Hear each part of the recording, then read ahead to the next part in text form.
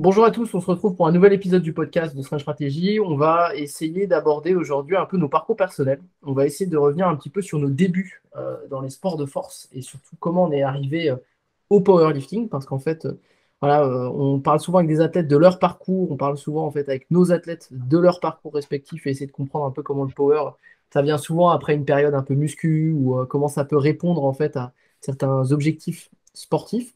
Et là, on va essayer on va essayer de vous présenter un peu nos parcours personnels et d'expliquer un petit peu comment on en est arrivé finalement, au vu de notre propre parcours sportif, à faire de la compétition dans le powerlifting en l'occurrence, qui est notre sport de prédilection. Alors Romain, comment on commence la muscu chez Romain? Non, mais faut que ce soit moi qui commence. Ouais, c'est Je toi me qui sens, commence je me parce sens- que moi je veux la capuche, et le bench tête levée. Non, mais ça, je faisais Et déjà. le cœur, là, 60 kilos aussi. Je faisais... Ah, le curl à 60 kilos, ça je le veux aussi. Bah, quoi dire? Je sais pas, moi, j'ai toujours été sportif. Je sais que toi, Roman, c'est pas ton cas, Soulé. Toi, t'as plus un parcours qui ressemble au mien, je pense. Ouais. Moi, j'ai fait deux ou trois sports depuis que j'ai 5 ou 6 ans, quoi. Donc, j'ai fait, je sais pas, j'ai fait du judo, j'ai fait de la lutte, j'ai fait de l'aviron. J'ai fait du basket, j'ai fait du foot, j'étais éclaté dans tous les sports d'équipe parce que j'ai aucune coordination, tu vois. Et Et que j'étais. juste l'aviron et tout ça, il y a un sport où tu es monté un peu à haut niveau ou... Euh, Pas tellement, parce qu'en fait, moi j'ai aussi un peu déménagé, si tu veux, quand je changeais de club, enfin quand je changeais de ville, tu vois, j'étais, bon, bah, je repasse dans un truc où. Ouais, Et si tu veux, par exemple, le judo, en fait, j'ai commencé, et en fait, je me suis mis à tryhard que sur la fin, la toute fin. ouais. Et bon, je suis arrivé à un niveau régional sans vraiment aucune prétention. Ok. Et je sais même plus quel âge j'avais. Mais j'étais au Et tu, collège, donc voilà. quand tu dis que tu t'es mis à tryhard un peu, bah, je En, m'intéresse. Parce que moi en aussi, je gros, faisais du judo, mais combien de fois par semaine, par exemple? ah non, mais c'était sans commune mesure. Tu vois, en fait, j'y allais deux fois, mais c'était plus au niveau Ah de oui, l'intention. Tu vois, ok. c'est-à-dire qu'avant, j'allais faire mes séances et je me disais, ok, je vais me défouler. Hmm. Et il y a un moment où je me suis dit, non, maintenant j'y vais pour soulever une médaille, tu vois. Ok. C'est pas la même mentalité et du coup, je m'entraînais pas pareil. Une médaille, hein. Ouais, ouais, ouais. Ouais, Quoi? ouais, vas-y. Et donc, ouais, il y a eu ça. Si en aviron, bon, c'est pareil, en fait, j'en ai fait pas hyper longtemps, j'en ai fait 1 ou 2 ans, je crois. Et donc, c'est pareil, j'étais à un petit niveau régional. Quand je suis arrivé à Nantes, d'ailleurs, à Nantes, il y avait un super club. Mais bon, vu que j'étais à l'internat, le club de Nantes, ceux qui sont sur la région, ils savent que ils rigolent pas, tu vois. Ils m'ont dit, bon, en fait, tu peux venir, mais du coup, c'est 3 heures, 4 fois par semaine, tu vois. Et j'ai fait, oh, non. J'étais Pardon, pas chaud. monsieur. Je me suis dit, bon, non, pas tout de suite, tu vois. Et du coup, je me suis mis à faire un peu de muscu, tu sais, de la méthode Lafay dans ma chambre et tout, parce que vas-y, Ouais, je pouvais faire que ça. ouais. J'étais emprisonné dans mon internat miteux, n'allais jamais là-bas, il était catastrophique. Et ouais, je me suis mis à la muscu parce que c'était juste le seul sport que j'avais en tête où tu sais, tu pouvais faire quelque chose de flexible. Et aussi parce que j'en avais marre d'avoir du mal à ouvrir le bocal de cornichon, tu vois. Et Et donc, maintenant, tu y arrives ou pas? ouais, j'ai du mal. Je demande à Roman quand il est pas loin.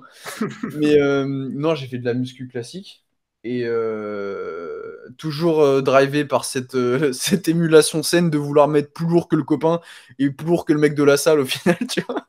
Donc moi, je me souviens qu'il y avait, bah, de toute façon, dans toutes les salles de sport, c'est comme ça, mais j'ai commencé dans une salle de sport qui était assez bien d'ailleurs. Bon, anecdote, je me souviens, j'étais arrivé dans cette salle de sport, tu vois, je faisais déjà un peu des pompes chez moi et tout. Et je me souviens, j'étais allé m'acheter un vieux débardeur miteux à H&M, tu sais, pour ma première séance. Je me suis dit, ouais, comme ça, j'aurais quand je serais congestionné, j'aurais l'air de quelque chose et Ah, tout. Et je me souviens, je suis rentré dans la salle, le premier mec que j'ai vu, bah, tu sais, c'était Julien. Il faisait genre ouais, 1,90 m, il était archi sec. Tu sais, les Stringer Gold Gym, là, c'était la mode. ouais. Et je me suis dit, ok, si je me mets en débardeur tout de suite, ça va être l'humiliation, tu vois. Je, je vais me C'est faire tri- Dobby. Il je vais me arrive, c'est faire, Dobby en mais fait. totalement, totalement. Et en plus, quand je regarde les vidéos, tu vois, je me dis pas, ouais, j'étais pas, enfin, tu vois, j'étais fin, mais j'étais pas hyper skinny non plus, parce que j'ai toujours fait du sport, etc. J'ai fait du poids de corps, etc. Mais ouais, je faisais genre, tiens, 1,70 m pour 61 kilos, tu vois. Et je vois un autre gars, et pareil, Stringer Gold Gym, sec, 1,90 m. Et je me suis dit, ils sont tous comme ça dans cette salle. Pas de Et chance. du coup, j'ai rangé mon débardeur, je suis retourné me changer, j'ai mis le même t-shirt que j'avais au lycée. Et j'ai fait ma séance. La comparaison bien saine. Ah, mais mec, je pouvais pas, mec. Je me suis dit, non, mais là, c'est Non, mais je fou. comprends, tu veux éviter l'humiliation. Ah, bah oui. Et puis après, j'ai commencé à m'entraîner avec un pote, Valentin d'ailleurs, qui maintenant est vraiment bodybuilder et qui est beaucoup plus avancé. Et lui, c'est pareil. Bon, lui, en fait, bon, on déconnait beaucoup, mais en fait, il arrêtait pas de me dire de mettre plus lourd pour que je suive ses charges. Et si tu veux, lui, il avait 5 ans d'entraînement et moi 1, tu vois. Donc, je faisais. Je faisais n'importe quoi. Le but, c'était juste de mettre plus de. Donc, tu vois, quel exercice je pourrais prendre? Tu vois, le rowing T-bar. Déjà, l'exercice qui s'y prête bien. Imagine des dixièmes de reps sur du rowing T-bar. Sympa. Le but, c'est juste d'empiler les plaques sur le manchon. Bah. Même si t'as 3 ans. Tu fais des extensions de buste. Ouais, c'est ça. En fait, je faisais du soulevé de terre avant même de faire de la force, tu vois. Et voilà, ça a commencé comme ça. Puis un jour, j'ai croisé Roman et je me souviens, je venais de me mettre au soulevé de terre. Et Roman, pareil, on déconnait un peu et tout. Et Roman, qu'est-ce qu'il m'a dit? Je me souviendrai toute ma vie de ça. Il m'a dit, bon, aujourd'hui, en fait, je lui ai dit, ouais, tu fais quoi aujourd'hui? Il m'a dit, je me souviens très bien, il m'a dit, aujourd'hui, je fais 3 fois 7 avec ton max. Tu sais, genre, il m'a pas demandé. J'étais énervé. Ce fumier, mec, tu sais, j'ai eu bonjour avec le sourire et tout. En plus, Roman, il arrivait avec une dégaine, gros, à la salle. À chaque fois, c'était un délire. C'est-à-dire qu'il marchait dans la rue avec ses chaussures d'haltéro, ses genouillères, etc. Comme Lulu Tac. Et son grand impair. Et qui avait aucun effort de fait, tu vois, en singlet avec les genouillères et le grand impair. Tu sais, un mec qui connaît pas, il se dit, ouais, c'est un mec qui, tu sais, c'est un exhibitionniste, tu vois. Même la ceinture parfois par-dessus le manteau, enfin, tu sais, il marche comme ça. Non, mais gros, alors attendez. il avait aucune limite. J'ai une défense. J'habitais à littéralement 30 mètres de la salle. C'est pas une raison pour y aller en peignoir, gros. Non, mais je te jure, c'était hyper efficace. Je descendais, je m'habillais, j'étais prêt. Et un jour, il a dit, ah, mais mes chaussures, elles sont un peu abîmées et tout. Je fais, ouais, peut-être c'est parce que tu marches dans la rue. Pour tous ceux qui commandent avec le code stratège sur NutriPure, vous aurez le droit à une photo de Roman en imperméable. Ah yes, une photo en impair pour tout le monde, c'est parti. Donc voilà, je crois que ça a commencé comme ça. Ok, je pense qu'on va enchaîner sur Roman parce que du coup, vous avez un petit peu un lien. Ouais, alors moi, comment j'ai commencé? Alors moi, j'ai pas du tout le même parcours que vous, je pense, au sens où moi, j'étais un gros tryharder, mais pas du tout dans les sports. Moi, j'étais un super gros joueur de jeux vidéo. Je jouais à WoW.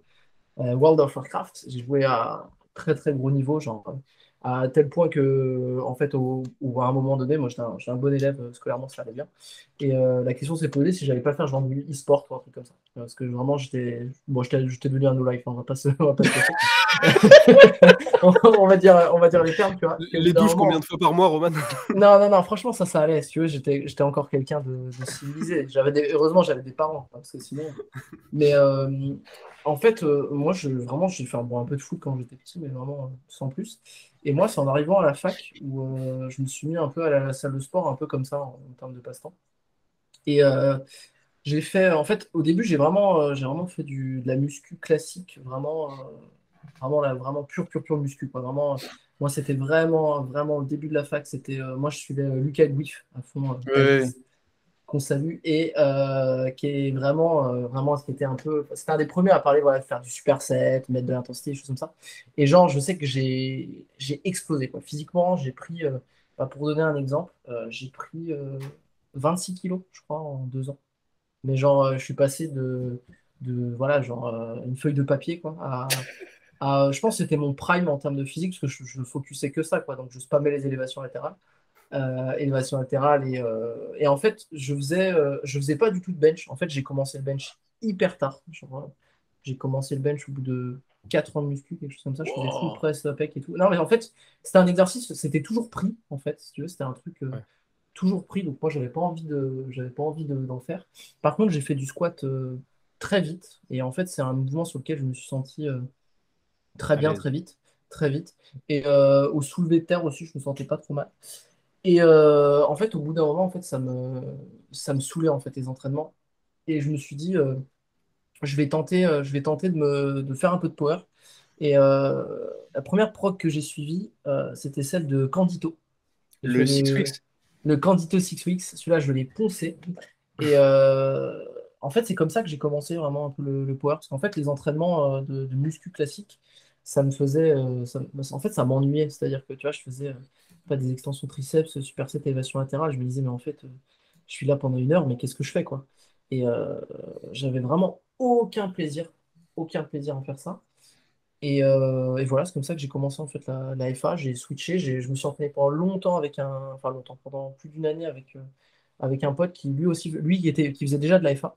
Et ensuite, je suis allé en salle commerciale et c'est là que j'ai rencontré Romain. Et c'est à partir de là que moi j'ai vraiment switché force athlétique. Et, euh, et puis voilà, en fait, c'est à partir Et de là. c'est à quel moment que tu as pris une prog chez Sous les Squats? Ah ben c'est quasiment au début de la FA. C'est quasiment quand j'ai commencé la FA. Moi, je me suis tout de suite dit. En fait, au début, j'ai fait le Condito Six Week. Ça marchait bien, mais ça marchait pas au bench. Et ça marchait. En fait, c'est que j'avançais, je reculais, j'avançais, je reculais. Je me faisais tout le temps mal, en fait. En fait, c'était genre pendant 6 semaines, ça allait super bien se passer. Puis après, pour l'anecdote, tu vois, j'ai traîné genre une tendinite au genou pendant genre 6 ou 7 mois. Parce Ouais. qu'en fait, j'avançais, je reculais, j'avançais, je reculais. Ouais, parce Après, que j'ai c'est pas testé. adapté. Bah non, c'est pas adapté. Et puis, tu as des variations de volume qui sont énormes. Tu vois, genre, t'as la semaine 1, t'es high volume. Semaine 2, t'es medium volume. Semaine 4, t'as 2 séries dans la semaine. Enfin, c'est des trucs où, en fait, tu progresses bien au début parce qu'en fait, quoi que tu fasses, ça fonctionne. Mm. Et ensuite, moi, j'ai testé le PH3 de Lane Norton, qui était bien, mais j'ai fini j'ai fini cassé en deux. C'est-à-dire que j'ai Avec les sorti. côtes cassées, le nez en sang. Ah non, mais j'étais en PLS, hein, j'étais en PLS. Si tu veux, c'est la première fois que j'ai dû sortir genre 100 au bench, quelque chose comme ça, 110 au bench, 180 au squat, et genre 210 au terre, quelque chose comme ça. Mais en fait, à tel point que genre, je me suis dit, mais il y a un problème. Et en même temps, quand je revois le PH3 maintenant, je me dis, Ouais, voilà. ouais, c'est Et costaud. là, je me suis dit, bah écoute, je vais tout de suite partir chez quelqu'un qui sait ce qu'il fait. Et c'est comme ça que moi, j'ai d'abord été coaché par le père Soulé. Next thing you know, j'avais 18 ans et Roman a fait partie de mes premiers athlètes coachés. Donc voilà, quelqu'un de compétent, certes. Ah, et tu rigoles, mais c'est vraiment là, je pense que j'ai posé mes premières fondations, en fait, en termes de force. Je pense que vraiment, c'est là où j'ai fait, en fait, c'est là où j'ai compris plein de trucs. J'ai vraiment compris ce que c'était que justement parce qu'en fait, il faut pas oublier aussi que la FA maintenant, c'est hyper commun pour tout le monde. Enfin, genre, c'est un sport vraiment, mais quand il y a de ça 4 ans, tu vois, 4 5 ans, 4 5 ans. Ouais, y a personne. Il y avait personne. Et tu vois, quand tu voulais faire de la force, t'avais Candito, tu vois, sur YouTube. Moi, je me souviens, c'était l'époque un peu où il y avait la Omar Team Issouf. Kostock. Ouais, t'avais Omar Issouf, puis t'avais la Team Kostock en France, tu vois, puis qui Mm, commençait à faire du single, des trucs comme ça. Et 2018. on était là, mais attends, ils font des trucs qui ont l'air de sortir de l'ordinaire. Et moi, c'est comme ça que j'ai commencé. Et voilà, c'est comme ça que j'en suis arrivé à la FA. Je tiens quand même à remettre un élément de contexte, c'est-à-dire qu'avant, déjà, personne faisait de la FA. Et du coup, c'était d'autant plus bizarre de voir Roman arriver en impair avec sa Oh ceinture. putain! Non, mais je vais vous trouver une photo, parce que je crois qu'elle est nécessaire, hein. C'est incroyable. Mais ouais, du coup, ça fait sens. Et c'est marrant parce qu'au final, Romain, il a rejoint Roman. Et Roman, ça s'est croisé avec moi. Du coup, le triangle a été fait avant même Strength Strategy, en fait. C'est rigolo. Ouais, c'est ça, c'est ça. Bah, du Et coup, toi pour ma... alors? Comment? Et toi alors, Bébou? Bah écoute, moi, j'ai toujours été plus ou moins sportif. La première fois que j'ai été inscrit dans un club, j'avais 5 ou 6 ans. J'ai fait du judo. J'ai fait du judo pendant assez longtemps. J'en ai fait pendant 7 ou 8 ans, il me semble. 6 ans. Ouais, c'est ça, j'en ai fait pendant 8 ans. J'ai passé ma ceinture marron. J'ai validé tous mes points de compétition pour passer ma ceinture noire. Mais j'avais la flemme de valider les katas.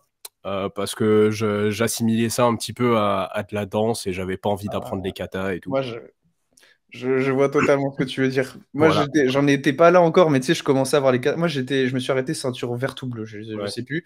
Mais c'était le. Tu sais, genre, je me souviens c'était le premier truc où tu sais, il fallait commencer à apprendre un truc par cœur. Ouais, ouais, Moi, ouais. dans ma tête, c'était attends, mais déjà, j'ai des poésies à apprendre par cœur, là, c'est bon, tu vois. Ouais, ouais, ouais, de ouf. Puis, tu sais, en général, quand tu montes bien au judo, etc., ce qui te fait durer, c'est la compétition. Mm. Sinon, en général, tu te prends pas la tête à monter en grade, etc. Moi, ce qui m'a fait continuer, c'est l'esprit de compétition, me ramener sur le tatami et devoir me friter avec un boug. Concrètement. Mais ce qui est marrant, c'est que j'étais bien moins bon en judo qu'en FA. J'aimais bien la compète, me mesurer aux autres et tout, mais souvent je me faisais fouetter en fait. Ah, mais moi aussi, hein, t'inquiète, hein, mec, tous les sports que j'ai fait quasiment de combat, enfin, il y a juste la fin où tu vois, je commence à rivaliser un peu, mais Ouais, je rivalisais, c'est juste qu'on me mettait une claque dans la nuque et que je la rendais, tu vois, mais je prenais quand même une claque, tu vois. mais du coup, quand même, cet esprit de compète un petit peu présent. Et c'est pour ça que j'ai quand même réussi à avoir les points de compétition nécessaires à passer la ceinture noire. J'avais la flemme de valider mes katas, mais j'avais pas spécialement envie d'arrêter au début. Et ce qui m'a fait arrêter, c'est les modifications des règles en judo. Donc là, on rentre dans du spécifique un peu. Mais il faut savoir qu'au moment où je pratiquais le judo, donc entre 2006 et 2015, le judo, c'était beaucoup plus flex que ce que c'est actuellement. Là, ça a été vraiment bridé pour, soi-disant, la sécurité des athlètes, mais plus pour le public, en fait, je pense. Et en gros, maintenant, on n'a plus le droit, il me semble, d'attraper la jambe quand on est debout, Oui. de soulever la personne entièrement du sol lorsqu'on est debout. Enfin, il y a plein de petits tweaks comme ça. Il y a les Plus la étranglements. bagarre. Ouais, c'est ça. Il me semble que les étranglements venaient d'être interdits en moins de 14 ans, je crois, un truc comme ça. Et en fait, j'avais fait la meilleure compétition de ma vie. J'étais monté jusqu'en finale. Et en finale, donc c'était un championnat régional, je pense. Il me semble que c'était à Vitrolles ou à Marseille, je sais plus. Et j'étais refait. Et au moment de la finale, en fait, je lâche le plus gros hippon de toute ma carrière. J'étais refait. Et en fait, il s'avère que c'était un mouvement qui était plus valide. La règle, elle était passée genre un mois avant et j'étais pas au courant. Et du coup, j'ai été disqualifié alors que j'ai littéralement écrasé le mec. Et ça m'a un peu mis le seum, j'avoue. Et je me suis dit, vas-y, c'est quoi ce sport de merde, on n'a plus rien le droit de faire et tout. Et du coup, j'ai un petit peu rage-quitte le judo comme ça. et, et au même moment, il y avait une salle de sport qui venait d'ouvrir. Un collègue de mon père qui avait ouvert une salle de sport donc, dans la petite ville, le petit village dans lequel j'étais. Et c'est là où je me suis dit, bah vas-y, je vais pousser un peu de la fonte. De toute manière, j'étais déjà en surpoids à ce moment-là, j'étais un peu en surpoids. Ah non, j'ai manqué une étape. Donc, au moment où j'étais sur la fin du judo, là, j'étais en surpoids. Et c'est là où j'ai décidé de perdre du poids. Donc, j'ai fait de la perte de poids, mais sans aller à la salle. J'ai fait pas mal de cardio. J'ai fait du poids du corps, j'ai fait la méthode Lafay, etc. J'ai tapé mes tractions. J'étais bon en traction, hein. J'avais 14 ans, je crois que je tapais peut-être 14-15 tractions propres. Ah ouais, chaud. Ouais. Et du coup, c'est ça qui m'a fait perdre en poids. Et une fois que j'ai perdu en poids, je me suis inscrit en salle. Et à ce moment-là, quand je me suis inscrit en salle, c'est là où j'ai complètement arrêté le judo. Derrière, en parallèle de la salle, j'ai fait plein de sports au lycée. Donc j'ai fait du handball, j'ai fait du volley, j'ai fait de l'athlétisme. L'athlétisme, c'est le sport au lycée que j'ai gardé le plus longtemps. J'en ai fait 2 ans. J'ai fait champion académique en 50 mètres, champion académique en triple saut, vice-champion académique en lancer de disque. Ah, t'étais bon quand même. Bah, moi, je pense que si j'arrête la FA, c'est pour faire de l'athlétisme. C'est quelque chose que j'ai vraiment kiffé. Et moi, à la base, je m'étais inscrit là-bas parce qu'il y avait l'option sport et je voulais avoir des points gratuits, tu vois. Oui. Mais ouais, du coup, ouais, l'athlétisme, c'est arrivé un peu après mes débuts en FA. Là, je me suis un peu embrouillé. Mais en gros, j'ai fait plein de sports. Ensuite, j'ai commencé la FA. J'ai fait 1 an et quelques de FA, 1 an et demi. J'étais allé au championnat d'Europe en Finlande, championnat d'Europe WPC, il faut préciser, en Finlande en 2017. Et après cette compétition-là, grosse perte de motivation. À chaque fois que j'allais sous la barre, je me disais, mais pourquoi tu fais ça? C'est quoi ce truc et tout? Et du coup, j'ai complètement arrêté la FA. Il y a peu de gens qui le savent, mais j'ai eu une période creuse de plus de 6 mois où je faisais plus du tout de FA, je touchais plus le matériel qu'il y avait chez mes parents, etc. Et c'est là où j'ai commencé à faire de l'athlétisme et à faire ça. Mais il faut savoir que du coup, quand j'ai fait de l'athlétisme, je squattais déjà quasiment 200 kilos. Du coup, c'est pour ça que j'avais des bonnes prédispositions, que j'avais une bonne explosivité, etc. Et je squattais quasiment 200 kilos, mais j'avais un très petit gabarit. Je pesais peut-être 62-63 kilos. Et du coup, bah, l'explosivité avec un poids de corps qui est assez bas comme ça, c'est ça qui fait qu'on va vite, qu'on saute loin, etc. Donc moi, pour le coup, j'ai vraiment kiffé l'athlétisme. Si c'était à refaire, je le referais sans souci. Quelque chose qui m'avait un peu bridé d'ailleurs, petite parenthèse, c'était les périostites. Voilà, j'aime pas ça. Mais voilà, après, j'ai repris l'AFA parce qu'on m'a dit que c'était possible d'être listé en athlète de haut niveau au niveau ministériel et que ça me ferait un vin gratuit au bac. C'est pour ça que j'ai repris l'AFA. Donc moi je me suis dit je me suis dit L'escroc, quoi, l'escroc. on va gratter un petit vin, on va reprendre l'AFA, on va se faire lister et puis voilà, parce que j'étais sub-junior 66, il n'y avait aucun niveau à l'époque en FF Force et je me suis dit allons-y et du coup j'ai repris l'AFA, j'ai fait ma première compète en FF Force. Du coup j'avais arrêté la WPC à ce moment-là. J'avais fait, je sais plus, 160 au squat, 85 au bench et 200 au terre, je crois, sur ma première compète de reprise. Et c'est sur cette saison-là, du coup, que j'ai fait champion du monde en 2018, 8 mois plus tard, je crois. Et fun fact, c'était trop tard, en fait, pour avoir le vin au bac. C'était trop tard. J'avais repris pour rien, en quelque sorte, mais du coup, c'est vraiment pas pour rien, parce que c'est là où j'ai retrouvé un petit peu la passion pour la force, où ça a ravivé la flamme. Donc, ok, j'ai pas eu 20 au bac, mais j'ai quand même eu mon bac et j'ai fait champion du monde et ça a lancé ma carrière, donc c'est quand même assez cool. Il y a pire pour commencer sa carrière que faire champion du monde quand même. Ouais, ça va. Ça t'oriente déjà un peu, quoi. Ouais, et du coup, bah, derrière, ça a déroulé un petit peu tout seul. Il y a eu des hauts et des bas, j'ai eu plein de blessures, etc. Et puis, voilà, Dieu merci, j'en suis où j'en suis actuellement. Je pense que je peux aller encore plus loin et on va faire ce qu'il faut pour. Hein. Parce que toi, en fait, du coup, t'es quasiment pas passé par la case muscu, en fait. En fait, je suis passé un peu vite dessus pendant l'histoire, mais j'ai fait 1 an de muscu. Mais je suis passé un peu vite parce que c'était de la muscu très relou, en fait. J'ai dit que la salle qui était ouverte, c'était un collègue à mon père. Et il s'avère que ce collègue à mon père, il voulait pas du tout me laisser utiliser les charges libres. Ouais. Il faut remettre dans le contexte, j'étais un petit peu jeune, etc. Mais même pas un petit peu. Et lorsque j'utilisais des poulies, etc., il voulait pas que je mette plus qu'une plaque, tu vois. Ah oui, d'accord, ok. Et du coup, j'ai fait 1 an, mais c'était vraiment barbant. T'aurais pu passer dans un reportage tellement vrai, en fait. Ouais, clairement. Et puis, moi, à un moment, sur cette période-là, je me suis dit, bon, allez, ça me gonfle un peu, tout ça. Moi, je veux retrouver la compète. J'avais toujours mon esprit de compète. Je me suis dit, je me vois mal poser en string sur une scène devant des vieux juges, là. Donc, qu'est-ce que je peux faire pour retrouver un petit peu cette sensation de compétition, tu vois.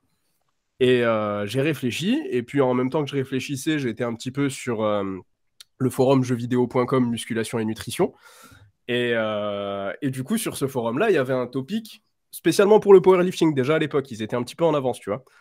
Et sur ce topic-là, on avait Monsieur Reka, qu'on salue s'il nous écoute, j'espère qu'il nous écoute. Le fameux Reka Tech. Voilà, c'est ça. Et du coup, il y avait Reka, et c'était quelqu'un qui était très actif à l'époque, et qui aidait énormément les gens, en fait. Totalement gratuitement, il aidait les gens à construire leur programme, il aidait les gens à mieux comprendre la FA. C'est lui qui m'a envoyé mes premiers e-books sur la FA pour comprendre la programmation, pour l'alimentation, etc. Donc, pour le coup, Reka, ça a vraiment été un mentor pour moi. Il m'a jamais demandé un seul centime. Il savait que j'avais 14-15 ans, que j'avais pas d'argent, etc. Donc il m'a jamais rien demandé. Et pour le coup, c'est lui qui m'a lancé en FA. Je suis vraiment très reconnaissant parce que j'aurais pu tomber sur un mec complètement random qui aurait pu me briser en deux et mettre fin à ma carrière avant qu'elle décolle. J'aurais pu tomber sur un escroc qui m'aurait demandé je sais pas combien d'argent pour au final pas me faire progresser. J'ai eu la chance, Dieu merci, de tomber sur Reka qui, encore une fois, c'est une personne en or. Maintenant, il est plus trop actif, mais vraiment, c'est lui qui m'a lancé. Et au début, je lui ai dit ouais, est-ce que tu peux me faire une prog bench, s'il te plaît? Parce que j'ai peur pour ma croissance pour le squat et le terre. et lui, il s'est pas moqué de moi. Il aurait pu se moquer de moi, en vrai. C'est bullshit, tu vois. Il le savait déjà à l'époque. Mais il m'a dit ouais, pas de souci et tout. Je vais te faire une petite prog bench. On va voir ce que ça donne. Et il m'a fait une prog bench. Et avec sa prog bench, j'avais passé un peu plus de 75 kilos, je crois, à ce moment-là. Et après, en fait, j'étais sur un groupe de discussion avec un mec un peu bizarre. Et ce mec-là, il arrêtait pas de me dire ouais, t'es une merde à avoir peur du squat et du terre, nanani, nanana. Et je vais même pas citer son nom, parce que vas-y, c'est vraiment un mec bizarre. Mais du coup, mine de rien, c'est un peu ça qui m'a motivé. Je me suis dit, wesh, comment ça, il dit que j'ai peur et tout. et du coup, je me suis dit, non, j'ai pas peur. Et j'ai dit à Reka, vas-y, prochain bloc. Enfin, on parlait pas en bloc à ce moment-là. Mais prochain programme, on rajoute un peu de squat et de terre, j'essaie de prendre mes marques et tout. Et c'est sur ce bloc-là que j'ai fait mes premiers squats et soulevés de terre. J'avais squatté 70 kilos, j'avais soulevé 5 fois 100 kilos en tradi sans ceinture. Et tout est parti de là. Mais ouais, du coup, j'ai un mini background en muscu, mais c'était pas trop représentatif. Ah, aussi petit détail intéressant. Au moment où j'ai voulu commencer l'AFA, j'en avais parlé au coach de la salle, l'ami de mon père. Et il m'a dit non, mais regarde, t'as une scoliose, c'est pas bien pour toi, nanana. Parce que oui, j'ai une scoliose, j'ai ma colonne qui dévie, etc. Un petit peu comme tout le monde, je pense. Il y a personne qui est 100% symétrique. Mais lui, concrètement, il a insinué que ça allait me tuer si je soulevais des trucs lourds et qu'il fallait absolument pas que je fasse ça. Il avait essayé de convaincre mon père, il avait essayé de convaincre ma mère, etc. Genre, c'était parti vraiment loin. Et moi, j'ai fait mes petites recherches. Je suis allé voir mes parents, je leur ai dit, regardez, par A plus B, c'est bullshit ce qu'il dit. Donc là, concrètement, ce que je veux faire, c'est acheter un rack et des poids et les mettre dans ma chambre.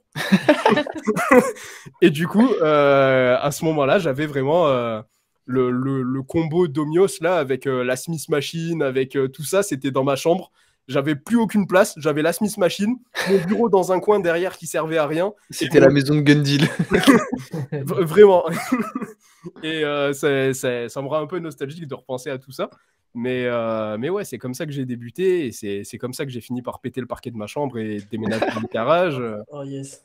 C'était vraiment incroyable ces débuts-là. Franchement, on pourrait faire tout un épisode rien que sur ça. Mais du coup, c'est ça, t'as pas cherché entraînement dos Thibaut InShape sur YouTube, tu vois. Non, pas entraînement dos et tout, mais après, je regardais, tu vois, quand je faisais de la muscu, mais on me laissait pas faire. Ouais, je vois. T'avais Mais pas ouais, le j'ai stringer suivi. ici très petite, quoi. Ouais, Et en fait, puis- moi, c'est pour ça, je pense que j'ai mis plus de temps. Et je pense que si j'avais pas rencontré Roman, je me serais peut-être jamais mis à la FA. Parce qu'en fait, moi, j'avais déjà ce côté défi, tu vois. Genre, nous, je me souviens, j'étais avec un pote, du coup, il y a eu Valentin puis Vincent. Et c'était complètement débile. C'est-à-dire que on regardait les vidéos de Tom Platz, etc. Ouais. Et que du coup, tu vois, il y avait clairement l'objectif, c'était de RPE pousser. 12, drop 7.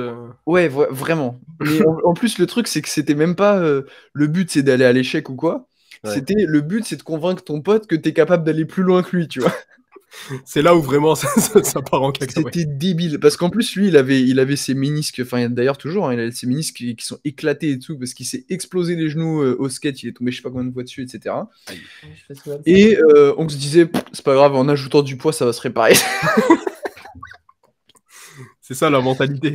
Spoiler, non. Ne faites Mais, pas ça, ne faites pas ça. Mais du coup, ouais, c'était débile. Je me souviens que, tu sais, on avait notre bro split, et puis je me souviens, on avait notre training jambes tous les dimanches matins, là, Ouais, où on arrivait à 9h et on repartait à 12h30, tu vois, et c'est Et incroyable. c'était débile, tu vois. Genre, on faisait tu sais, on mettait le plus de. Bon, en plus, on devait faire des amplitudes ridicules, tu vois. Ouais. Et tu sais, c'était le drop set, mais tu sais, genre, on enlevait les plaques pendant que le mec il continuait de pousser. Et c'était c'était le partenaire d'entraînement qui choisissait quand est-ce qu'on enlevait les poids, tu vois. Ah ouais. Donc, même si toi tu pouvais pas, il disait si, encore. One more. C'était stupide. Ah mon ouais. Dieu, mon Dieu. C'est marrant Ça, parce que moi, c'est c'est vrai. vraiment le strict opposé. Et Et accessoirement, je suis celui qui a le moins de jambes et j'ai fait 2 ans de training comme ça, hein. aussi, quand je faisais de la muscu, je faisais pas du tout les jambes. J'avais pas le droit. Tu vois, quelle injustice. Ouais. Mais C'est ouais, dingue. moi, en fait, je m'entraînais toujours solo, du coup, à partir du moment où j'ai été en home gym. Donc, ça veut dire à partir de mes 15 ans et des poussières, jusqu'à quasiment mes 18 ans, je me suis entraîné dans mon garage ou dans ma chambre. Ouais. Puis voilà, j'y allais avec ma petite motivation, avec le fichier que Reka m'a envoyé là sur WhatsApp. Et puis c'était vraiment une époque de fou. Genre, déjà, je progressais à vue d'œil, c'était aberrant. Ouais. Et je sais pas, c'était une petite ambiance, tu vois, tu t'entraînes dans ton garage à moins 8 degrés sans chauffage et tout. Tu faisais tes doubles biceps sur ta voiture sans permis. Ouais. Non, mais ça, c'était l'été, tu vois, je pouvais me permettre. Mais en hiver, tu vois, je m'entraînais en col roulé dans mon garage. Y avait vraiment pas de chauffage, il faisait super froid, parce que il faut savoir que j'habitais quand j'étais chez mes parents, j'étais plus dans les Alpes, j'étais dans le 04.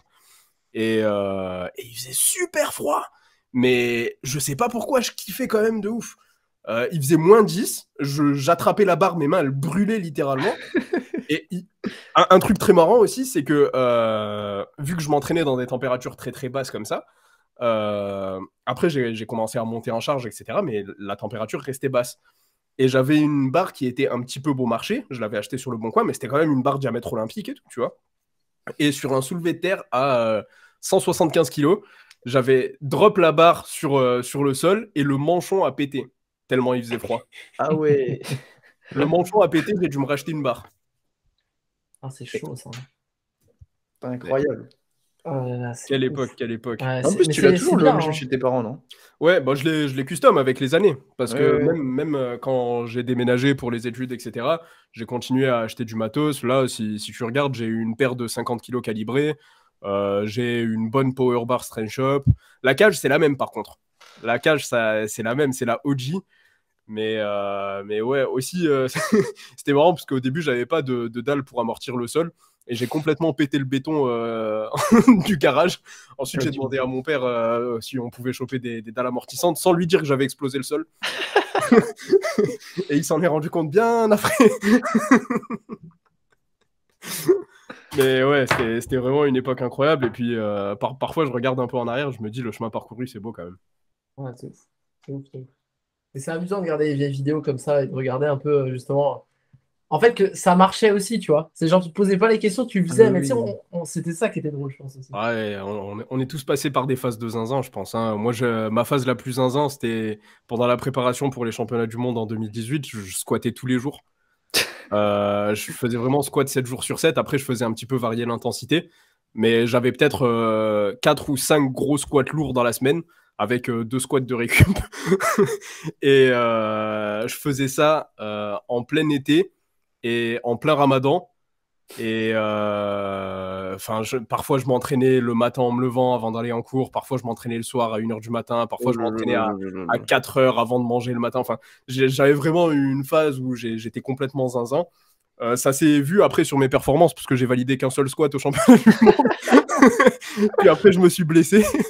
Mais pareil, là, juste quand j'en parle, j'en parle pas pour dire qu'il faut faire pareil, mais juste, je suis un peu nostalgique, quoi. Ouais, c'est marrant. Mais enfin, je pense que les trucs débiles, on les a tous fait. Moi, je me souviens, c'est pareil. Je regardais, tu sais, Body Time à l'époque. Ouais, bah oui. Et j'avais vu, je sais plus lequel des deux, mais qui avait dit ouais, à la fin de la séance, faut même pas que tu puisses secouer ton shaker, sinon c'est que tu t'es pas entraîné. Et du coup, moi, je faisais le test, tu vois. J'ai essayé de faire ça avec mon bras à vide. Si j'y arrivais, je dis ok, on continue. Le 8 hours arm workout de Rich Piana. Alors, tu sais que pour l'anecdote, moi, je l'ai pas fait, mais Vincent, il l'a fait. Hein. Ça a l'air d'être horrible. Il l'a fait, mais bon, pour déconner, hein, il l'a fait plus tard. Il s'est dit bon, vas-y, aujourd'hui, je sais pas quoi faire, on y va. Il est resté 8 heures? Ouais, en fait, il m'a dit que c'était. Bon, moi, j'ai pas suivi dans les faits, mais enfin, il m'a dit que tu avais des sessions d'entraînement et que après, tu te reposes pendant 15 minutes, etc. Ouais. Que c'était abominable parce qu'au bout d'un moment, tu as des fourmis dans les bras, etc. Ouais, c'est insupportable. Et en gros, il me dit que à la fin, ça le gonflait, donc il a bouclé le volume qui était demandé en 6h30, tu vois. Mais il est quand même resté 6h30 dans un putain ça de va, ça va. Alors. 6h30, alors ça va. Tu vois, ça va, 6h30, c'est light. Ça va, alors. C'est light. C'est un SBD, en fait. Il y a quand même un moment dans son crâne où il s'est dit ouais, peut-être on va commencer à se dépêcher parce que ça fait quand même 5 heures que je suis ici. Oh mon Dieu, tu sais, t'imagines le gars qui arrive et qui te demande combien de temps il te reste avec les haltères. Bah repasse demain. Ouais. Il me reste 2 heures. Il me reste 2h10. C'est un délire, Mais ouais, c'est marrant d'en parler comme ça sans trop se prendre la tête. On a pu en apprendre un petit peu plus sur chacun de nous trois. Vous deux, vous êtes pas trop mouillés. Hein. Moi, j'ai raconté plus d'anecdotes, je trouve. Mais tu veux que je raconte quoi? J'ai fait des curls à 60 kilos en full body. 60 kilos, c'était mon poids à l'époque. Hein. Mon poids de corps sur la barre. Ok, donc à partir de là, tous ceux qui commandent avec le code stratège sur NutriPure, ils auront la vidéo de Romain qui curl 60 kilos. Mais tout le monde l'a cette vidéo, non? Non, grave pas. C'est pas un curl en fait. Romain, il faisait de l'épaulé en fait. Il savait pas, mais c'était un curl clean. Un curl PDC. Par contre, je crois que tu vois le rowing T-bar dont j'ai parlé la dernière fois là. Ouais. Je crois que je l'avais foutu dans un réel. Je crois que c'était pour expert de bench. Oh, je crois. Ouais. Ce rowing légendaire avec 3 cm d'amplitude. Avec les épaules qui dégueulent du débardeur. Et heureusement qu'il y avait que c'est mute parce que justement mon pote Valentin à l'époque, il me disait ouais c'est bien, continue. J'étais littéralement en train de me bousiller devant lui et lui, nickel. Continue, c'est bien, nickel. Non, c'est un truc de ouf, un truc de ouf. Donc je vous propose qu'on s'arrête là pour aujourd'hui, sachant que je pense qu'il y aura un deuxième épisode parce qu'il y a encore beaucoup de petites anecdotes à raconter, notamment des petites anecdotes avec Romain, parce qu'en fait on a fait une grande partie de notre initiation à la FA ensemble, on pourrait dire, parce qu'en fait on a vraiment beaucoup progressé, je pense qu'on s'entraînait à peu près aux mêmes périodes, aux mêmes heures et dans la même salle. Mais en tout cas, c'est assez amusant de revenir sur toutes nos anecdotes, et puis si vous en avez aussi, n'hésitez pas à nous les partager. Comme d'habitude, si vous avez des recommandations en termes de sujets, s'il y a des choses sur lesquelles vous aimeriez avoir un peu plus de détails, je vous invite directement à laisser un commentaire sous la vidéo ou bien directement de rejoindre le canal Telegram. C'est aussi un canal sur lequel on a beaucoup d'échanges avec les athlètes qui le composent. Et puis comme d'habitude, pensez à liker, partager et on se retrouve très vite pour un nouvel épisode.